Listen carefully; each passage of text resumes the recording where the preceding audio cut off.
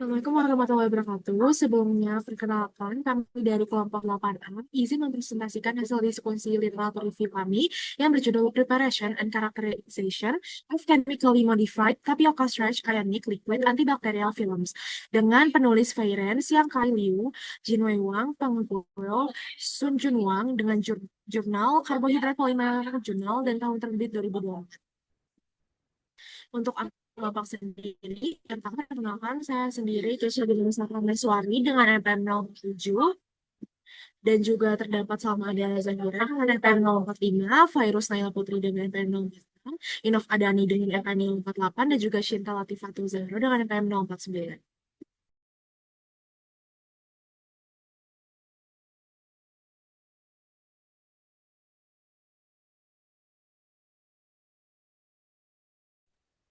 Baik, saya akan membacakan latar belakang dari jurnal yang kami review. Jadi, antibakterial film berbasis Fati menawarkan solusi efektif untuk menghambat proliferasi bakteri, memperpanjang umur simpan makanan, dan mengurangi kontaminasi bakteri, terutama dalam pengawetan buah dan sayur pasca panen.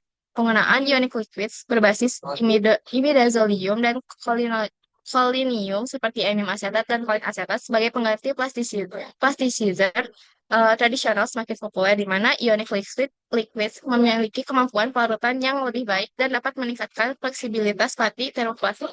Ionic liquids juga dikenal sebagai green solvents karena sifatnya yang ramah lingkungan, termasuk volatilitas rendah, tidak mudah terbakar, serta stabilitas termal dan kimia yang tinggi. Meskipun demikian, aplikasi film berbasis pati masih terbatas karena kekuatan mekanis yang lemah, stabilitas penyimpanan yang rendah, dan sensitivitas kelembaban yang tinggi. Hal ini disebabkan oleh sifat hidrolikitas pati yang tinggi dan kecenderungan pati asli untuk mengalami retrogradasi. Dengan memahami potensi dan tantangan ini, penelitian tentang film pati berbasis ion liquid dapat membuka jalan untuk inovasi dalam pengawetan makanan dan pengembangan bahan kemasan yang lebih baik, di mana pada jurnal ini dilakukan modifikasi secara kimiawi melalui metode asetilasi dan cross-linking untuk meningkatkan sifat hidrofobisitas serta mechanical properties dari pati yang digunakan.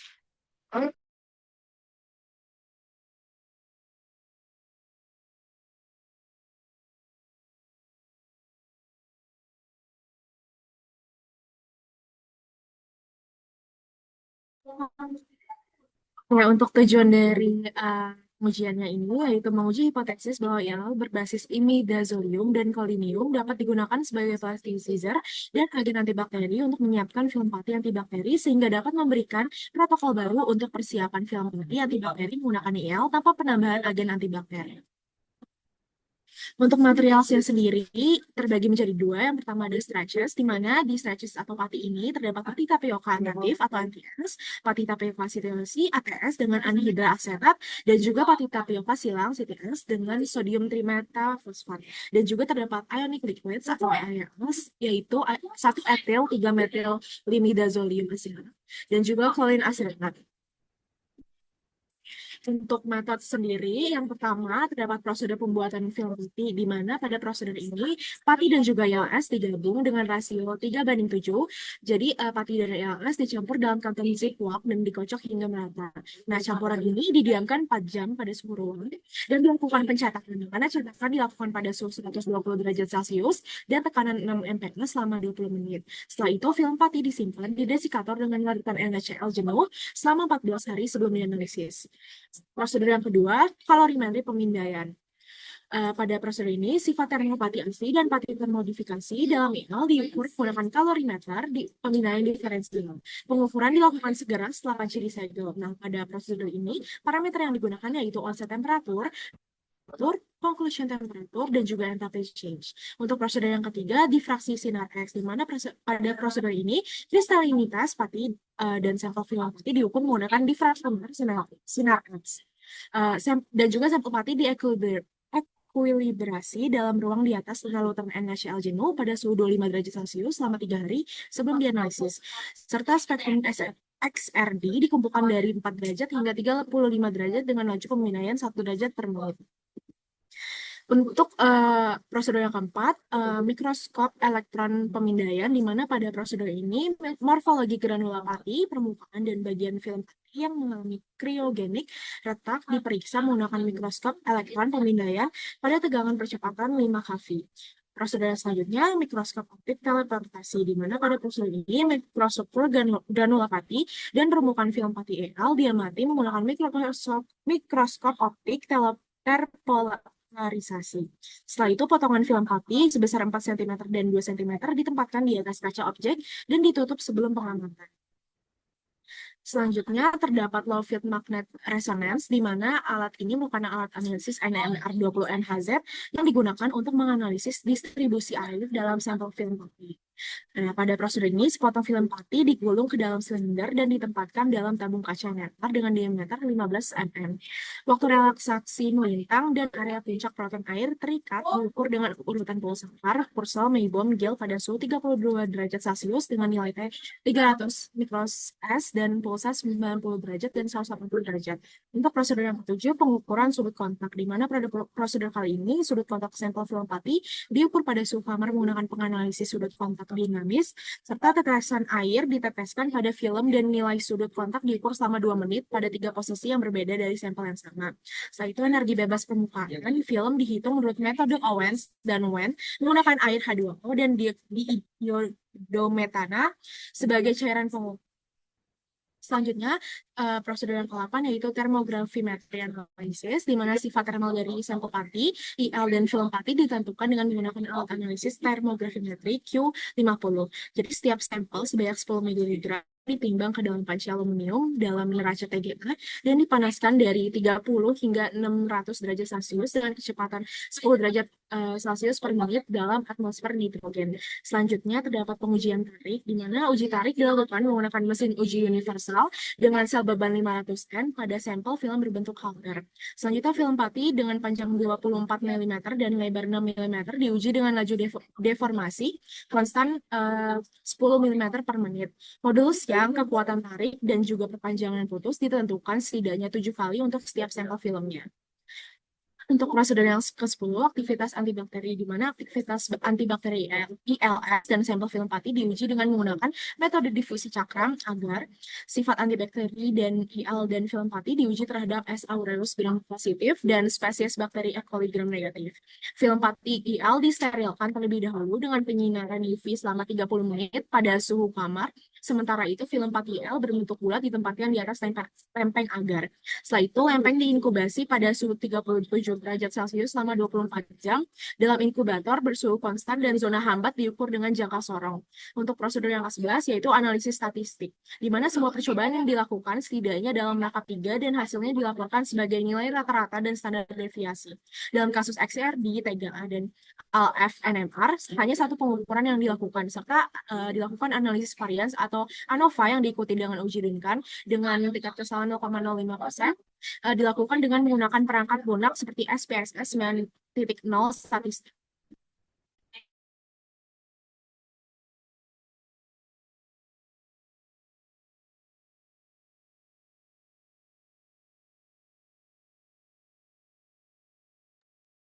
Baik, selanjutnya saya akan memperjelaskan terkait hasil dan masa dari jurnal yang kami review, di mana yang pertama itu ada sifat thermal pati dalam berbagai ion liquids. Colorimetry atau DSC menunjukkan bahwa adanya interaksi eksotermik antara pati dan ion liquids selama pemanasan. Pati yang diplastisasi dengan amino asetat menunjukkan nilai uh, entalpi eksotermik yang lebih tinggi dan suhu transisi yang lebih rendah dibandingkan dengan pati yang diplastisasi, di mana hal di sebelah kanan. Kemudian dalam ion liquid yang sama, pati ATS menunjukkan nilai entalpi eksotermik tertinggi dan suhu transisi terendah, sedangkan CTS menunjukkan hasil yang sebaliknya. Hal ini menunjukkan bahwa asetilasi dapat memfasilitasi pelelehan kristalik pati dalam ion liquid. Sementara itu, cross-linking dapat menghambat pelelehan kristalik pati, di mana asetilasi ini tuh diketahui dapat melemahkan ikatan hidrogen antara molekul pati dengan mengurangi jumlah kelompok hidroksil yang tersedia. Sementara itu, cross-linking meningkatkan gaya interaksi antar bahan, meleleh, dan terplastisasi.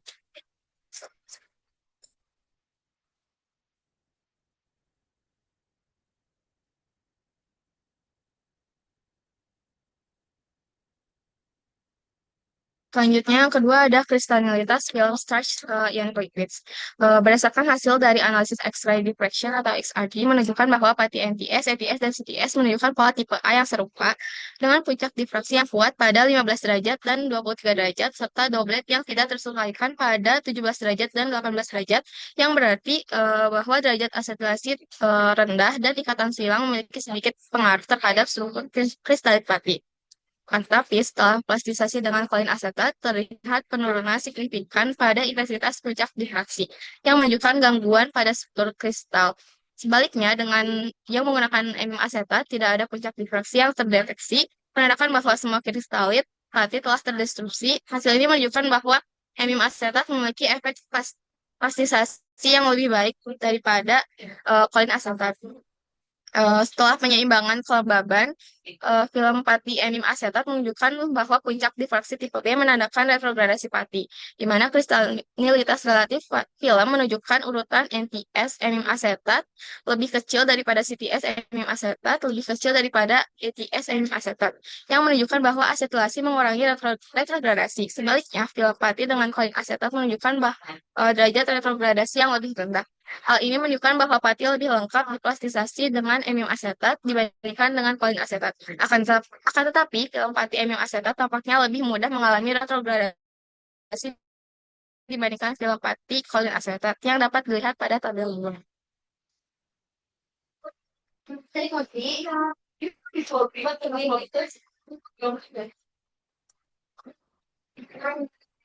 Baik, yang ketiga itu ada morfologi film starch ionic liquid, di mana hasil pengamatan menggunakan scanning electron microscopy menunjukkan bahwa granula pati dari ketiga jenis pati memiliki bentuk yang mirip, di mana granula NTS, ETS, dan CTS yang diamati memiliki bentuk bulat atau tidak berurutan yang serupa. Setelah plastisasi, morfologi film mengalami perubahan signifikan dari ketiga film pati ionic liquid. Film pati ATS-CL terlihat memiliki permukaan fraktur yang lebih halus dibandingkan dengan film NTS, CL, dan CTS. Hal ini menunjukkan bahwa modifikasi kimia meningkatkan efektivitas plastisitas. Berdasarkan pengamatan menggunakan mikrograf optik terpolarisasi, granula NTS, ATS, dan CTS menunjukkan kristalit sferulitik birefringent yang jelas di bawah cahaya terpolarisasi. Setelah plastisasi dengan ionic liquid, beberapa pola birefringence lemah terlihat pada permukaan film pati kolin asetat, sementara itu pada permukaan film pati enium asetat tidak terlihat birefringence. Dari ketiga film pati kolin asetat, film ATS kolin asetat tidak menunjukkan pola birefringence. Hal tersebut menunjukkan bahwa ATS diplastisasi secara lebih menyeluruh oleh kolin asetat dibandingkan dengan NTS dan CTS.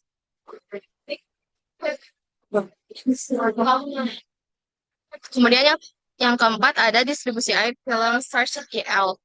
Analisis menggunakan low field nuclear magnetic resonance menunjukkan bahwa film dari kolin asetat memiliki kapasitas higroskopis yang lebih tinggi dibandingkan dengan film dari emium asetat. Hal ini menunjukkan bahwa ketahanan terhadap kelembaban dan kemampuan menahan air di dalam film berbeda berdasarkan jenis ionic liquid yang digunakan. Film pati yang diplastisasi dengan kolin asetat menunjukkan nilai S total yang lebih tinggi dibandingkan dengan film yang menggunakan emium asetat. Hal ini menunjukkan bahwa film pati kolin asetat memiliki higroskopisitas yang lebih tinggi. Film ATS maupun CTS menunjukkan waktu relaksasi T2 yang lebih pendek dan nilai S yang lebih tinggi dibandingkan dengan film NTS yang menunjukkan bahwa modifikasi asetilasi dan cross-linking pada pati tapioka meningkatkan kapasitas penahanan air dalam film pati.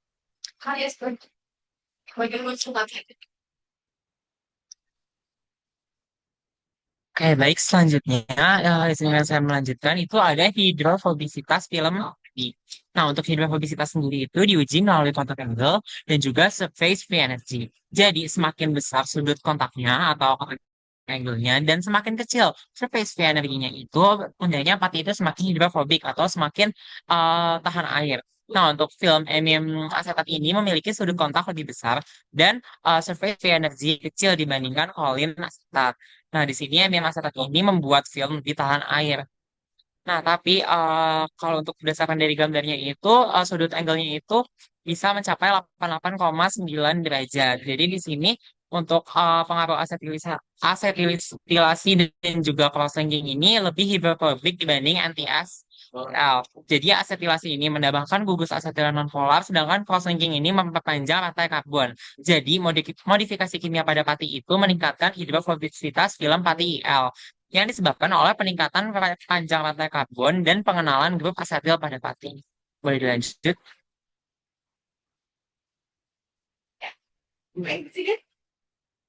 Selanjutnya ada stabilitas thermal dari film Pati IL. Jadi stabilitas thermal itu diuji melalui thermographimetric analysis atau TGA. Nah, untuk film kolin asetat ini memiliki dua tahap dekomposisi, yaitu ada degradasi IL dan juga degradasi pati. Sedangkan untuk film amim asetat itu hanya satu tahap, yaitu keduanya itu terdegradasi secara bersamaan. Ada juga titik dekomposisi maksimum dari film tempat ini untuk kolin asetat itu kurang lebih di 228 derajat Celcius. Untuk MM asetat itu kurang lebih di 270 derajat Celcius. Nah, film-filmnya ini memiliki titik dekomposisi maksimumnya itu yang lebih rendah dari film pati murni, yaitu sekitar -335 derajat Celcius, yaitu adanya degradasi selama proses plastisasi. Nah, untuk film kolin asetat ini lebih tahan panas dibanding film MM asetat. Jadi, untuk ATS dan CTS ini sedikit lebih stabil thermal dibandingkan pati netral. Untuk kesimpulannya itu, plastisasi dengan emium asetat menurunkan stabilitas thermal, tetapi menghasilkan pencampuran yang paling homogen. Jadi modifikasi kimia itu sedikit meningkatkan tahanan panas. Boleh dilanjut? Baik, selanjutnya ada sifat mekanik dari film pati L. Nah, jadi uji tarik ini menghasilkan tiga parameter, yaitu tensile strength, yang modulus, elongation, and rate. Nah, jadi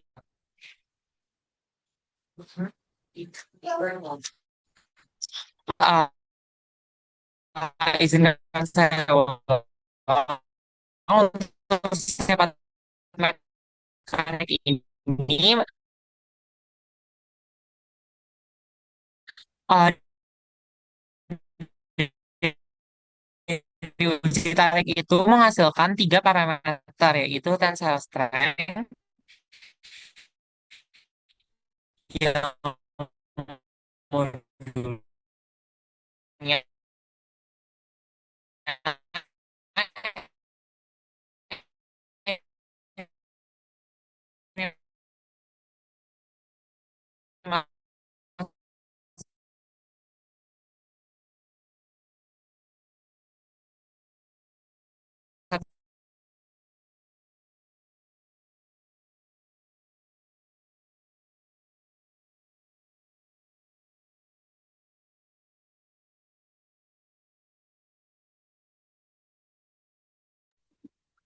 Baik, izinkan saya lanjutkan lagi. Dan yang terakhir itu ada aktivitas antibakteri dalam film 4IL. Ini diuji menggunakan metode agar diffusion terhadap S. aureus, yaitu gram positif, dan juga E. coli gram negatif. Untuk IL murni itu, keduanya menunjukkan aktivitas antibakteri. Tetapi kolin asetat itu lebih kuat dibanding enzim asetat. Nah, untuk film kolin asetat itu masih mempertahankan efek antibakteri, yaitu zona hambatnya 24-25 mm terhadap S. aureus dan 19-20 mm terhadap E. coli. Film enzim asetat itu tidak menunjukkan zona hambat jelas. Nah, untuk urutan aktivitas antibakterinya itu yang pertama ada dari cross-linking, lalu pati alami, dan juga asetilasi. Nah, karena interaksi antara pati dan kolin asetat itu lemah, IL dapat terlepas dari film dan membunuh bakteri. Sebaliknya, enzim asetat itu berikan kuat dengan pati, sehingga tidak dapat lepas dan tidak aktif secara antibakteri.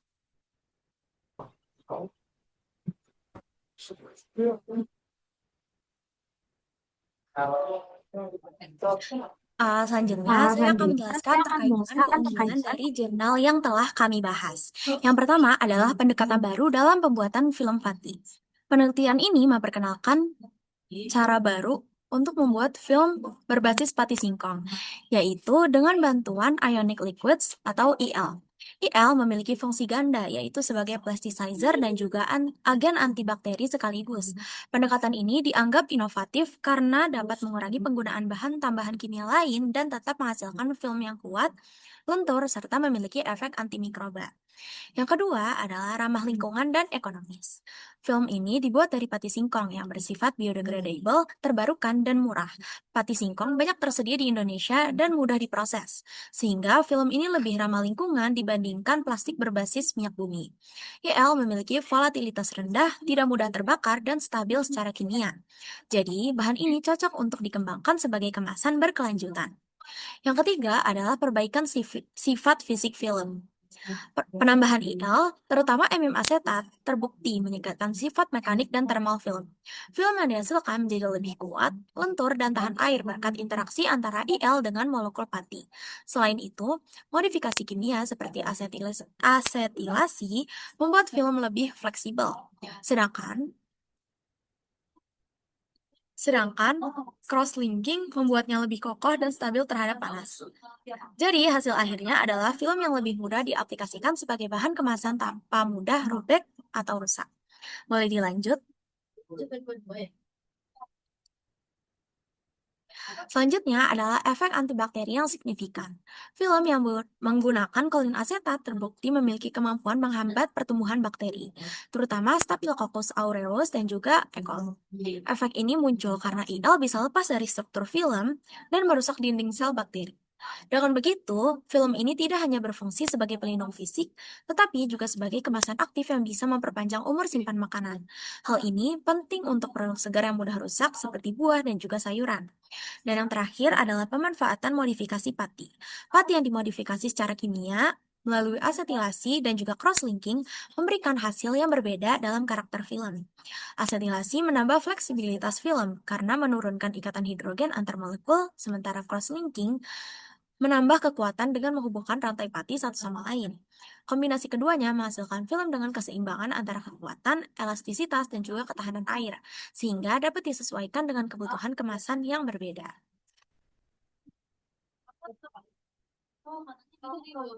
Baik, untuk selanjutnya saya akan menyampaikan terkait keterbatasan yang saya analisis terkait untuk artikel ini. Yang pertama itu, perlunya pengujian untuk mengetahui apakah protokol pembuatan film itu dapat ditingkatkan secara industri atau tidak, dan juga apakah sifat material film yang diperoleh ini, contohnya itu sifat antibakteri, itu akan tetap sama setelah diaplikasikan ke industri. Selanjutnya juga ada keterbatasan spektrum antibakteri, di mana aktivitas antibakteri pada film ini itu hanya diuji terhadap dua jenis bakteri, yaitu Escherichia coli untuk gram negatif dan juga Staphylococcus aureus untuk gram positif. Untuk keterbatasan yang ketiga itu, perlunya pengujian yang lebih luas terkait kestabilan film, seperti kemungkinan akan kehilangan sifat mekanik dan daya tahannya seiring waktu, di mana faktor seperti kelembapan, suhu penyimpanan, dan waktu itu dapat memengaruhi perubahan struktur, fleksibilitas, juga efektivitas antibakteri film. Tanpa data yang lebih luas, sulit untuk menilai ketahanan film saat digunakan dalam lingkungan penyimpanan pangan yang bervariasi. Selanjutnya juga, tidak ada analisis terhadap dampak terhadap kualitas pangan, di mana artikel itu berfokus pada sifat fisik, mekanik, dan antibakteri film, tapi tidak membahas bagaimana film itu dapat mempengaruhi karakteristik sensorik dari produk pangan yang dikemas, seperti aroma, rasa, atau dari sisi keamanan sensoriknya. Di mana paper ini itu atau artikel ini itu hanya menyebutkan data toksisitas umum ionic liquids yang murni. Jadi data ini itu tidak mengukur seberapa banyak ionic liquids, terutama untuk amino asetat dan kolesterol ini yang dapat bermigrasi dari matriks film pati yang digunakan ke dalam makanan yang dikemas gitu dalam kondisi penyimpanan tertentu. Selanjutnya juga, meskipun film ionic liquids ini itu menunjukkan performa yang menjanjikan, penelitian ini tuh tidak membandingkan hasilnya dengan bahan bioplastik lain seperti polylactic acid atau PLA atau juga polyhidroxyalkanoat PHA. Di mana sebagai pembanding itu untuk mengetahui sejauh mana kompetitif film fatty ionic liquids itu dari sisi sifat mekanik dan daya tahan juga. Selanjutnya, untuk keterbatasan yang terakhir itu, meskipun ionic liquids ini menaruhkan sifat plastisasi yang unggul dan memberikan manfaat dui fungsi, yaitu untuk plasticizer juga dan untuk antibakteri, tapi dari sisi ekonomi itu, penggunaan ionic liquids ini masih terbilang memiliki kendala di biaya, di mana karena proses sintesisnya dan pemurniannya yang cukup kompleks. Jadi biaya inaktif ini sangat tinggi dan dapat menjadi hambatan untuk penerapan massal karena secara signifikan meningkatkan total biaya produksi gula. Boleh dilanjut?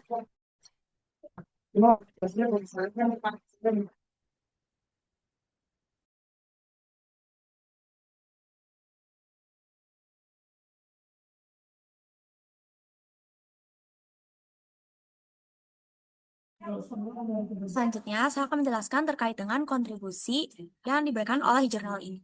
Yang pertama adalah protokol baru, di mana penelitian ini memperkenalkan cara baru untuk menghasilkan pati antibakteri dengan bantuan ionic liquids yang memiliki fungsi ganda.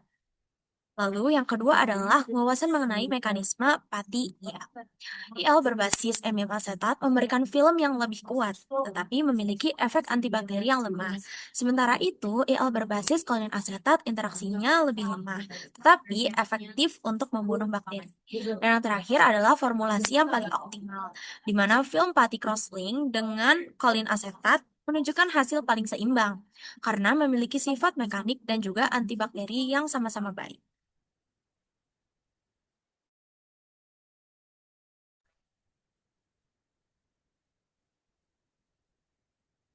Ya, selanjutnya untuk rekomendasi riset selanjutnya, eh, gimana lebih baik kalau fokus pada stabilitas ini diperluas untuk melacak proses properti fungsional seperti mekanik dan antibakteri selama periode yang lebih lama dan dalam kondisi penggunaan yang berbeda.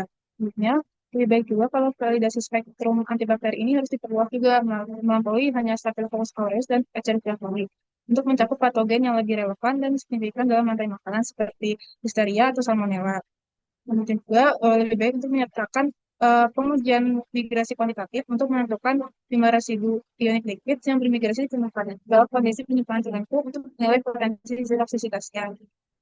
Rekomendasi adalah perbandingan komparatif bioplastik komersial yang sudah melakukan penelitian untuk memvalidasi daya saing mekanik dan biaya produksi.